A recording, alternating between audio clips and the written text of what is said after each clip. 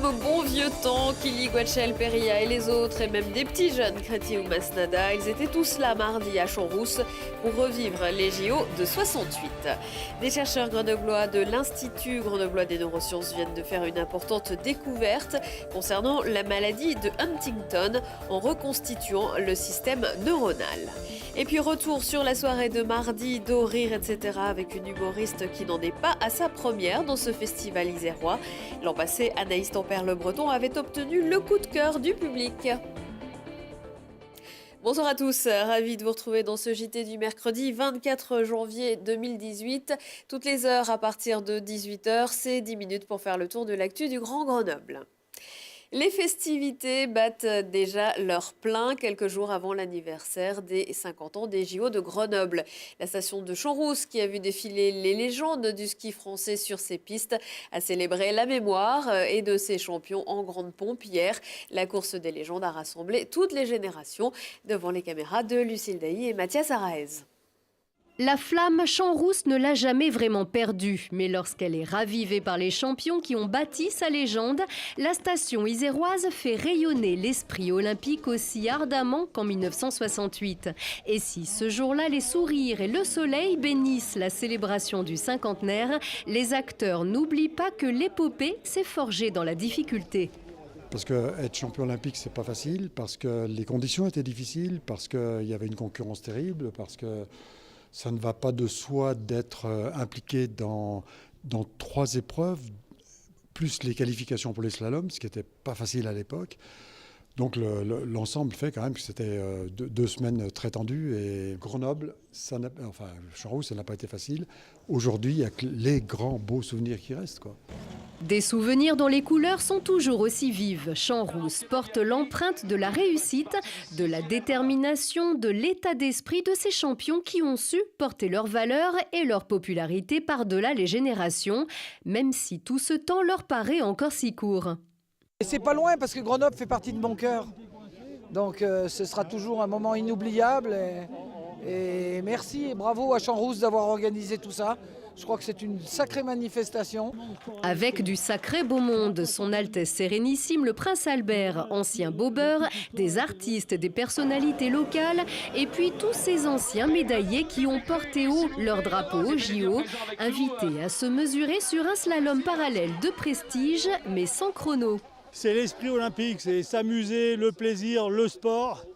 Et bien sûr, l'amitié avant tout. C'est international, les Jeux Olympiques, c'est une grande famille, donc c'est pour ça qu'on se retrouve. Sur Champs-Rousse, 50 ans auparavant, c'est magnifique. Et en plus, on est 2 médaillés de bronze. Elle était médaillée de bronze ici et moi, j'ai pris le relais quelques années après. Sur cette arrivée en géant.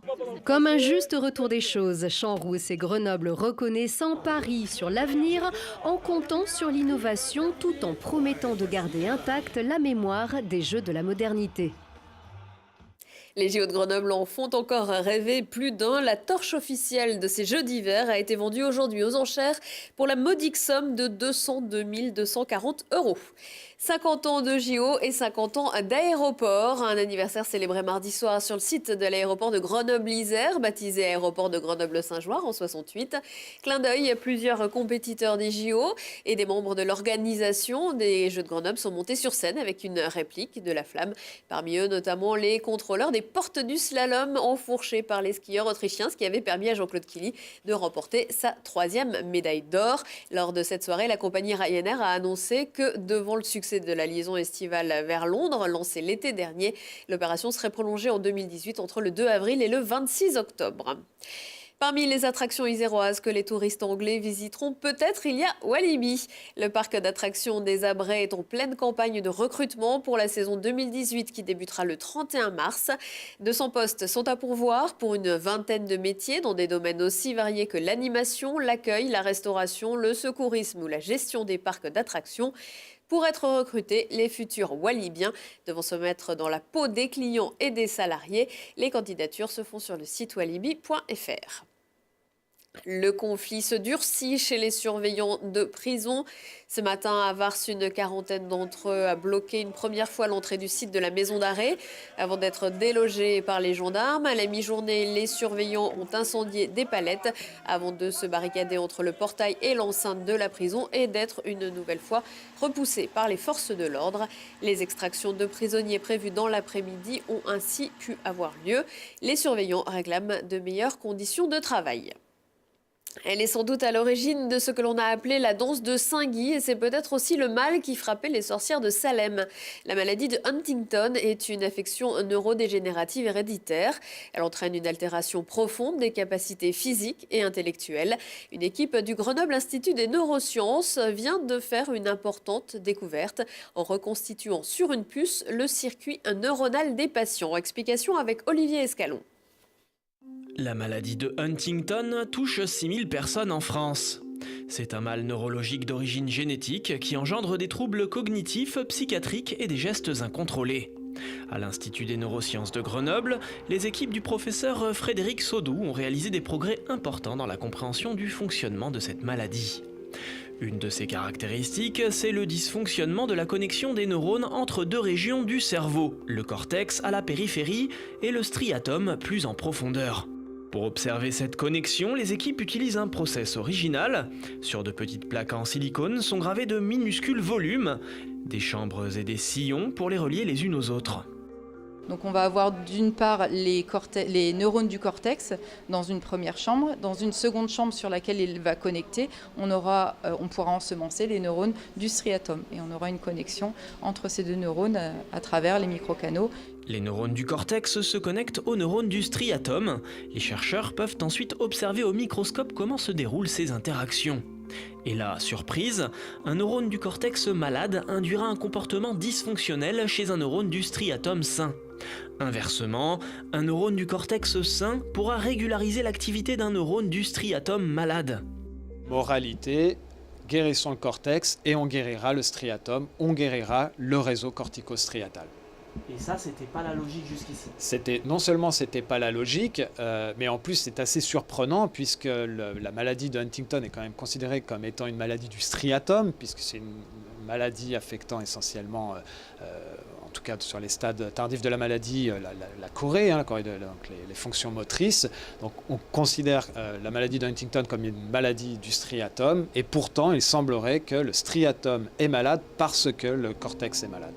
Et comme le cortex se situe en périphérie du cerveau, il est plus facilement accessible que le striatum, ce qui ouvre de nouvelles perspectives d'approche thérapeutique de la maladie de Huntington. Retrouvez le professeur Frédéric Saudou à l'origine de cette découverte jeudi à 21h15 dans le prochain numéro de Check-up, le magazine de la santé de Télé Grenoble.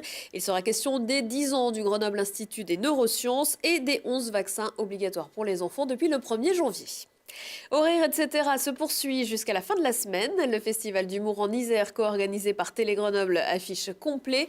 En à peine 2 éditions, l'événement semble avoir trouvé son public. Public qui a lui retrouvé mardi soir au déclic de clé Anaïs Tempère-Le Breton. L'humoriste avait été sacré coup de cœur du festival en 2017, une récompense qui lui a donné des ailes pour son spectacle. Ce sera peut-être aussi le cas un jour de l'humoriste lyonnais Benoît Turgeman qui a assuré sa première partie. Des genres de festivals qui sont des vrais tremplins pour des spectacles, surtout pour des solos. On est quand même assez nombreux sur le marché à faire des spectacles solos, donc avoir des coups de projecteur comme ça, c'est super important et voilà, ça file des bons coups de main. C'est un spectacle qui s'appelle Première débauche et c'est l'histoire c'est un seul en scène, plus qu'un one-woman show. En ça qu'il y a une histoire du début à la fin, c'est pas une suite de sketchs. Et c'est une recruteuse qui est à la recherche d'un nouveau manager dans sa boîte. Et elle-même est numéro 2 de l'entreprise dans laquelle elle travaille. Et elle recrute et elle est très en forme. Et ça va être l'occasion de quelques digressions. Plus il y a de festivals, plus il y a d'occasions de rire, d'occasions de partager, d'occasions de découvrir des artistes, des univers. Et la programmation qui est faite ici est absolument délicieuse. J'ai guetté dès que c'était possible la programmation et elle est vraiment aux petits oignons. J'aimerais être spectateur. La suite d'Orir, c'est avec un plateau découverte mercredi soir à la Basse-Cour et Hall de la Fée Alain Berthier, jeudi au Théâtre en Rond. 38e journée de championnat de Ligue Magnus. Mardi soir, Grenoble s'est payé le luxe d'aller gagner chez le champion de France 2017 et finaliste de la Coupe de France 2018. Les Brûleurs de Loup se sont imposés 6-5 face à Gap. Ils tenteront de remettre ça vendredi avec la venue de Chamonix à 20h à Pôle Sud. Et puis félicitations à Chloé Chevalier, la sœur cadette d'Anaïs, vient de décrocher le titre de championne d'Europe de biathlon en individuel. À 19h15, 20h15, 23h15, si on parlait, aujourd'hui avec ses invités, Thibault Leduc va rire de bon cœur à l'occasion du festival d'humour Orir, etc., dont je vous parlais il y a quelques minutes, et s'intéresser à un concours lancé par le Club de la Presse de Grenoble. Prochain rendez-vous avec l'actu dans 1 heure et en replay sur télégrenoble.net. Très belle soirée à tous.